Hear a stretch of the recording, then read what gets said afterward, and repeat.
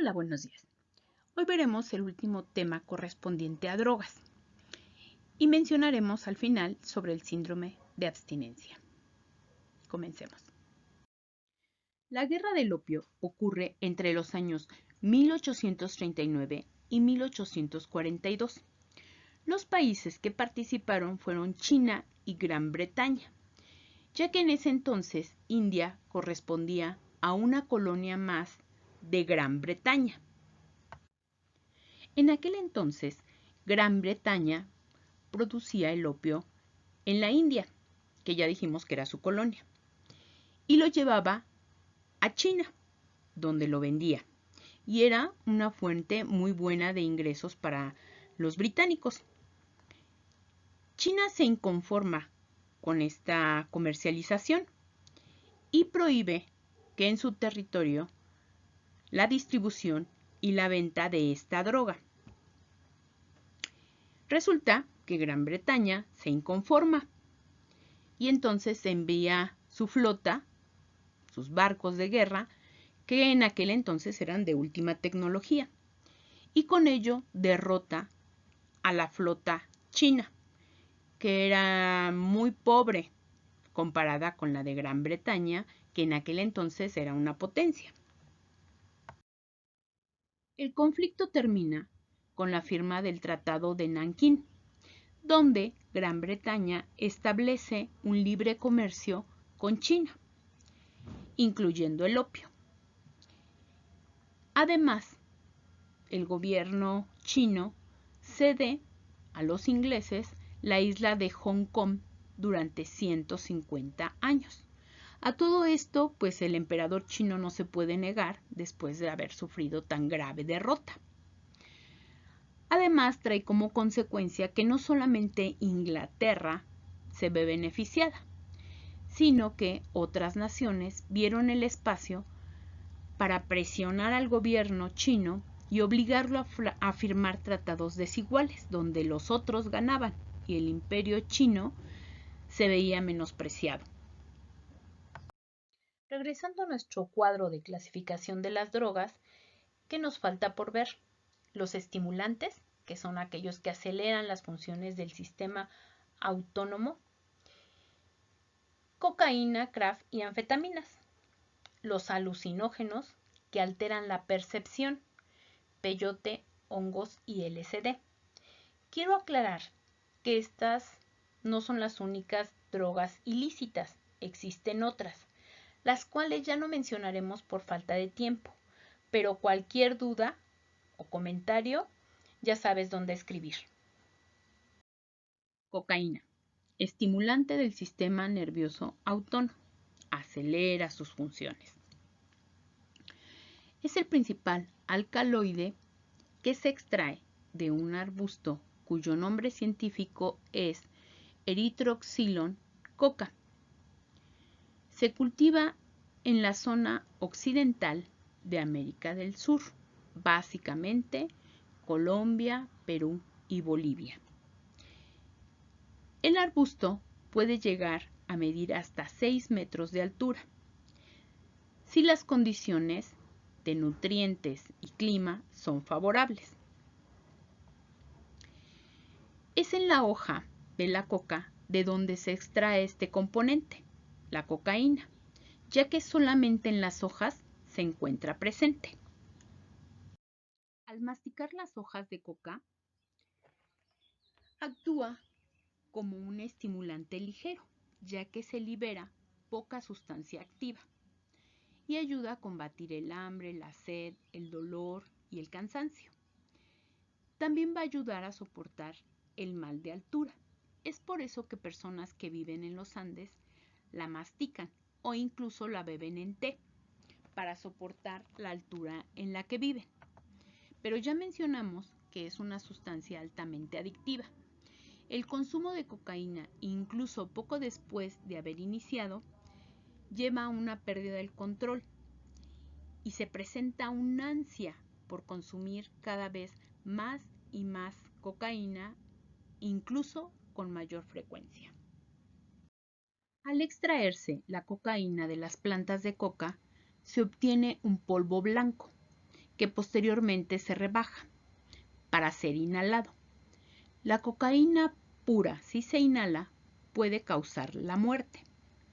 El crack es un derivado de la cocaína y se llama así por el ruido que produce la piedra al calentarse. Al calentarse pasa de estado sólido a líquido y es el líquido el que se aplica por medio de una inyección. Los daños al consumir esta droga pueden ser muchos. Podemos mencionar que primeramente se siente una euforia, la temperatura se incrementa, las pupilas se dilatan. Se puede tener la sensación de mareo o vértigo. Los vasos sanguíneos se adelgazan y esto hace que la presión de la sangre sea mayor. El corazón aumenta su ritmo. Tan es así que puede ocasionarse un paro cardíaco. Igualmente pueden fallar los pulmones y ocasionar un paro respiratorio. Ambos paros pueden producir la muerte. La musculatura presenta temblores y contracciones que son incontrolables. Estos son algunos de los síntomas, pero no son todos, hay muchísimos más. Es una droga de consumo muy peligrosa. Las últimas drogas estimulantes que mencionaré son las anfetaminas, que son sintéticas. ¿Qué quiere decir eso? Que son elaboradas por la industria farmacéutica. A diferencia de las anteriores, todas se extraen de plantas. Estas no, se elaboran de manera artificial. ¿Cuándo se empezaron a usar? A mediados del siglo XX para tratar diversas enfermedades. Pero con estudios se dieron cuenta de que generaban dependencia en las personas que la consumían. Aparte, presentaban padecimientos, efectos nocivos por el uso de estas sustancias en su salud. Y por lo tanto, en la actualidad, se encuentran altamente restringidas a que los médicos que están tratando a ese paciente las receten o las prescriban. El consumo de esta droga que ya mencionamos, que es un estimulante del sistema nervioso autónomo, provoca inicialmente estados de euforia, excitación, hay un incremento de la energía, las personas quieren hacer muchas cosas, se sienten con ánimos, con las fuerzas, el vigor para realizar diferentes actividades. Disminuyen el hambre y la fatiga. También puede provocar dilatación de pupilas, resequedad de la boca, diarrea, fiebre, un aumento en el ritmo cardíaco y la presión arterial. Cuando pasa el efecto, se puede experimentar sensaciones de fatiga, depresión, insomnio, ansiedad, mal humor, entre otros. Consumir anfetaminas de forma prolongada puede causar una fuerte adicción y originar trastornos físicos como pueden ser complicaciones con el corazón, con el flujo sanguíneo y con el hígado, ya que las metaboliza.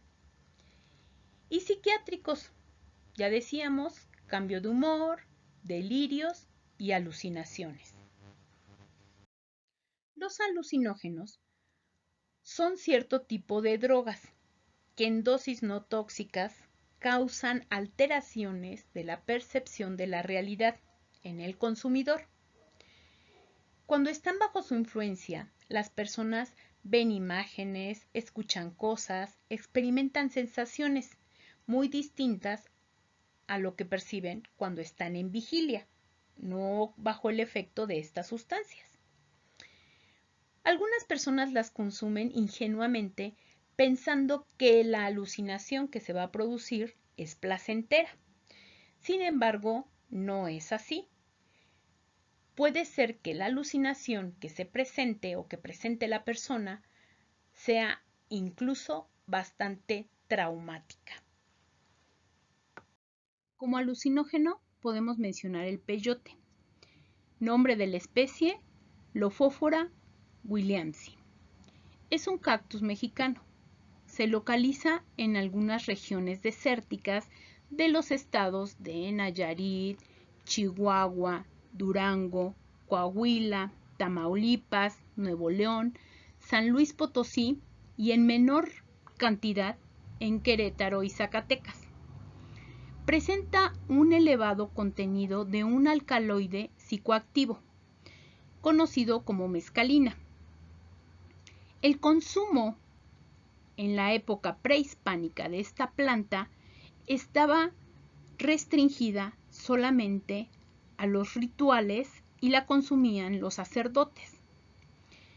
Así, mantenían una comunicación constante con los dioses. Claro, dentro de sus alucinaciones.